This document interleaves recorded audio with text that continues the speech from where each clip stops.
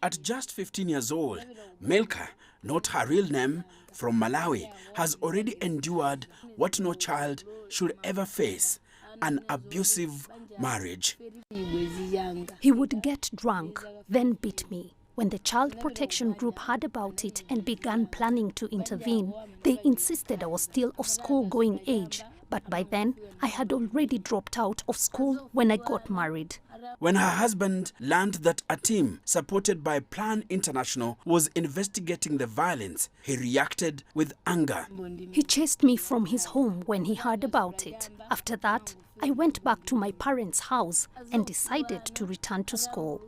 Her story echoes across borders, from Asia to Africa and Latin America, a chorus of voices demanding to be heard.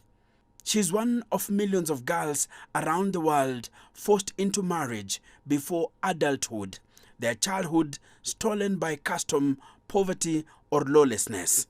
In our region, for example, Ethiopia has a 40% prevalence, so that's an average prevalence.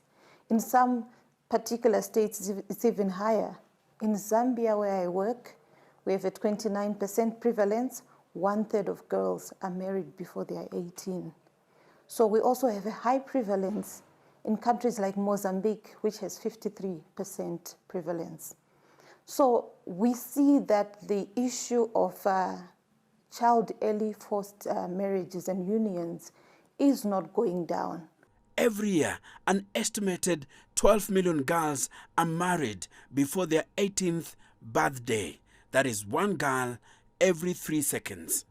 In one of the largest studies of its kind, over 250 girls from 15 countries shared their stories with Plan International. Stories that lay bare the pain of child bribes. Nearly half of the girls were married to older men, some decades older. For many, marriage was not their choice. Many of them have no decision-making power when it comes to sexual and reproductive health rights. So they cannot decide how many children to have and at what point to have those children. In most cases, poverty and social pressure drive child marriage. For parents struggling to survive, marrying off a daughter can ease the financial burden. Then there is conflict. If you look at our region, there's a lot of conflict going on.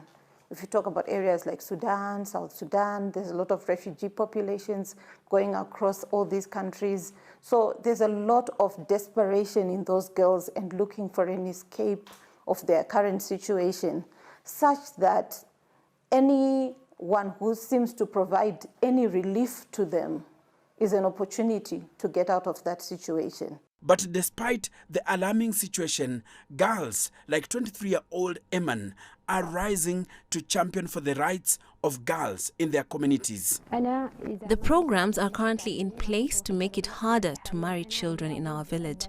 This has had a significant impact on girls in our society today.